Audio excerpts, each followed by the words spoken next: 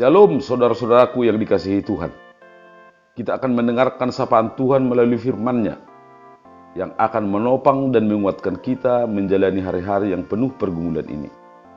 Untuk itu kita awali persekutuan kita dengan berdoa. Bapa Surgawi, kembali kami akan mendengarkan firman-Mu. Kiranya Roh Kuduslah yang menguasai hati dan pikiran kami. Dan kiranya firman-Mu menjadi bekal bagi kami dalam kehidupan kami sehari-hari. Sempurnakanlah doa kami ini ya Bapa. Kami berdoa di dalam nama anak-Mu Yesus Kristus Tuhan kami. Amin. Bapak, Ibu, dan saudara-saudara sekalian yang terkasih dalam nama Yesus Kristus. Kitab Kisah Para Rasul adalah kitab yang memberitakan pekerjaan Roh Kudus melalui murid-murid Yesus di dalam pekabaran Injil. Di dalam Kisah Para Rasul kita bisa melihat bagaimana Roh Kudus bekerja sebagai roh keberanian dan roh pembebasan yang mengeluarkan dan membebaskan para rasul dari belenggu ketakutan dan dengan gagah berani memberitakan Injil dan membaptis orang-orang di dalam nama Allah Bapa, Anak dan Roh Kudus untuk menjadi pengikut Kristus. Kemudian kita melihat bagaimana jemaat mula-mula hidup di dalam kesehatan dan dalam rasa solidaritas yang tinggi, saling bahu-membahu. Roh kesatuan memungkinkan mereka untuk efektif bersaksi dan terbukti jumlah mereka bertambah dari hari ke hari. Roh Kudus memampukan para rasul dan jemaat mula-mula untuk bertahan atas penganiayaan penguasa Romawi. Jemaat mula-mula itu tampil sebagai milisia Kristi, sebagai laskar Kristus, membela dan mempertahankan iman mereka dengan taruhan nyawa.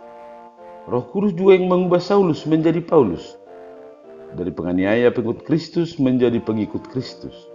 Rasul Paulus diperlengkapi Tuhan dan diutus memberitakan Injil keluar Israel, ke daerah jajahan kerajaan Romawi hingga ke Asia Kecil. Para orang Kristen mula-mula itu juga pernah terlibat dalam pertengkaran yang menjurus ke perpecahan. Ketika orang Kristen Yahudi yang bersembunyi di balik wibawa Rasul Petrus bertikai dengan orang Kristen non-Yahudi yang bersembunyi di balik wibawa Rasul Paulus. Mereka mempersoalkan siapa yang terbesar di antara mereka. Syukur bagi Tuhan, Roh Kudus mempersatukan mereka kembali dan energi mereka untuk bersaksi semakin melimpah. Masih banyak lagi pengalaman dan pergumulan mereka dalam memberitakan Injil. Namun di dalam setiap kesulitan dan pergumulan yang mereka hadapi, Roh Kudus senantiasa memimpin dan menguatkan mereka. Dari beberapa uraian di atas, maka tidak salah kalau kita menyebut bahwa kisah para rasul adalah juga kisah karya Roh Kudus. Selanjutnya, dalam misi pekabaran Injil itu, Yesus juga memperlengkapi murid-muridnya dengan kuasa untuk mengusir setan. Inilah yang kita sebut sebagai pelayanan atau diakonia. Perihal ini dapat kita baca di kitab Injil Markus pasal 3 ayat 14 sampai dengan ayat yang ke-15 sebagai berikut. Ia menetapkan 12 orang untuk menyertai dia dan untuk diutusnya memberitakan Injil, dan diberinya kuasa untuk mengusir setan. Demikian firman Tuhan.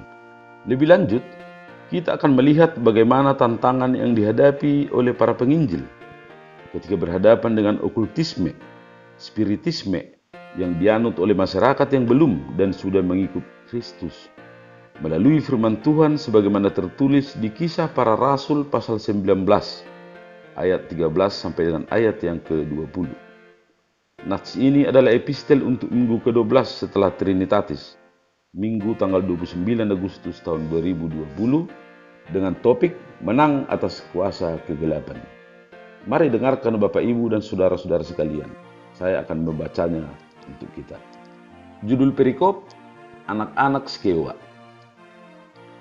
Juga beberapa tukang jampi Yahudi yang berjalan keliling di negeri itu mencoba menyebut nama Tuhan Yesus atas mereka yang kerasukan roh jahat dengan berseru, katanya, "Aku menyumpahi kamu demi nama Yesus yang diberitakan oleh Paulus."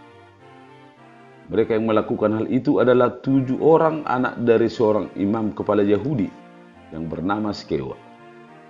Tetapi roh jahat itu menjawab, "Yesus aku kenal, dan Paulus aku ketahui.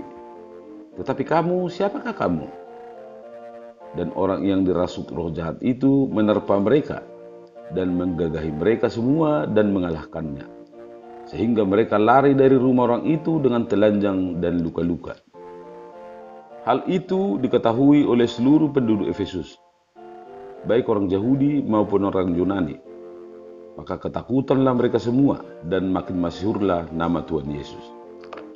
Banyak di antara mereka yang telah menjadi percaya datang dan mengaku di muka umum bahwa mereka pernah turut melakukan perbuatan-perbuatan seperti itu.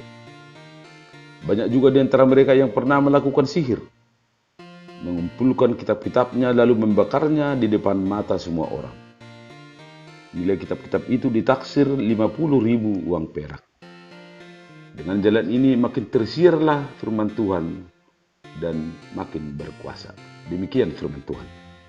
Bapak, Ibu, dan saudara-saudara sekalian yang terkasih, pokok-pokok penting yang dapat kita peroleh melalui nats khotbah ini adalah: yang pertama, Roh Kudus menyertai Rasul Paulus dalam memberitakan Injil, dan Tuhan memberi kuasa kepadanya untuk mengusir setan atau roh-roh jahat dari tubuh manusia.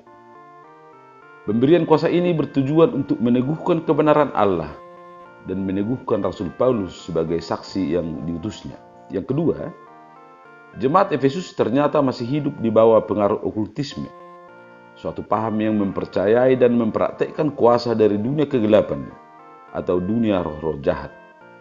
Mereka masih berurusan dengan dukun-dukun yang menggunakan kuasa iblis untuk mengobati dan mengusir roh-roh jahat. Yang ketiga, kesaksian Rasul Paulus dalam pemberitaan Injil menjadi makin efektif melalui mukjizat pengusiran roh-roh jahat ini. Melalui mukjizat ini Tuhan menyatakan kuasa-Nya, dan kenyataan ini menurunkan pamor para dukun yang selama ini sudah mendapat kepercayaan dari masyarakat. Mereka putar haluan dan mencoba memanfaatkan nama Rasul Paulus dan nama Yesus untuk mengobati orang yang dirasuki roh jahat. Akan tetapi, cara yang mereka lakukan ini tidak mampu mengusir roh-roh jahat dari orang yang kesurupan. Malah sebaliknya, mereka dikalahkan oleh roh-roh jahat itu. Yang keempat, melalui nats ini kita melihat bagaimana keunikan Roh Kudus dalam berkarya. Justru melalui kegagalan dukun-dukun itu, sekalipun mereka sudah mencatut nama Yesus. Kegagalan dukun-dukun itu membuka mata jemaat dan masyarakat di Efesus bahwa hanya kuasa Tuhanlah yang bisa mengalahkan kuasa kegelapan yang datang dari iblis. Dan peristiwa itu mempertobatkan banyak orang, termasuk para dukun-dukun itu. Mereka meninggalkan okultisme, bertobat, dan mengikuti Yesus. Bapak, Ibu, dan saudara-saudara sekalian yang terkasih, apa pelajaran dari nats khotbah ini bagi kita jemaat masa kini? Yang pertama, kemungkinan besar kita yang menyatakan diri sebagai pengikut Kristus tidak jauh berbeda dengan jemaat di Efesus pada masa lalu. Barangkali kita masih dibelenggu oleh kultisme dalam berbagai bentuk, seperti meminta berkat dari leluhur kita yang sudah meninggal, memberikan makanan kesukaan kepada orang tua kita yang sudah meninggal, menyimpan jimat di rumah dan di dompet kita, mencari penglaris usaha kepada dukun, mengobati penyakit kepada dukun, meminta jasa paranormal untuk meramal masa depan kita, mengguna-gunai orang lain, dan lain-lain sebagainya. Firman ini mengatakan bahwa semua itu adalah dosa dan kekejian bagi Allah. Yang kedua, semua gereja sudah membuat aturan yang jelas untuk mengidentifikasi bentuk maupun praktek-praktek okultisme yang tidak boleh dilakukan oleh jemaat. Hukum siasat gereja juga sudah menetapkan sanksi yang jelas atas pelanggaran ini. Akan tetapi patut dipertanyakan, sejauh mana gereja konsekuen untuk memerangi okultisme ini? Apakah para hamba Tuhan sudah bebas dari okultisme? Jangan-jangan para hamba Tuhan justru permisif atau bahkan tidak peduli dengan praktek okultisme yang dilakukan oleh jemaat ketika melaksanakan pesta-pesta adat. Pembiaran ini juga adalah dosa dan kekejian bagi Tuhan. Yang ketiga, kekalahan iblis melawan kuasa Tuhan melalui mukjizatnya menyadarkan jemaat Efesus untuk segera mengakhiri praktek-praktek okultisme. Semua mantra dan jimat harus dibakar dan dimusnahkan. Itulah contoh pertobatan yang harus diikuti pengikut Kristus pada masa sekarang ini. Perubahan sikap harus radikal, tidak boleh mendua hati. Sebab tidak mungkin seseorang menjadi pengikut Kristus dan pada saat yang bersamaan menjadi hamba okultisme. Yang keempat, firman ini juga mengingatkan kita bahwa mukjizat adalah hak, kedaulatan, dan kebebasan Tuhan sepenuhnya. Tuhan menyatakan kuasa-Nya melalui mukjizat, dan itu banyak terjadi di awal kekristenan sebagaimana tertulis di dalam Kisah Para Rasul. Cara itu memenangkan banyak jiwa, mempertobatkan banyak orang, dan berbalik mengikut Kristus. Bagaimana halnya kita sebagai jemaat masa kini? Apakah kita adalah jemaat pencari mukjizat yang spektakuler? Tidakkah mukjizat Tuhan selalu terjadi dalam kehidupan sehari-hari? Kita harus waspada. Ujilah roh, sebab dukun Firaun pun bisa merubah tongkat menjadi ular.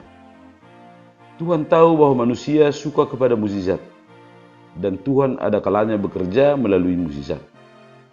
Tetapi kita harus menyaksikan Tuhan yang lengkap, Yesus sang tabib sekaligus Yesus yang tersalib.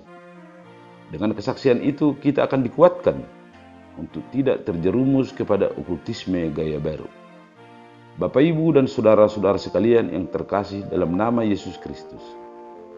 Di akhir khotbah ini, marilah memutuskan untuk mengikut Yesus sepenuhnya. Dialah sumber kehidupan.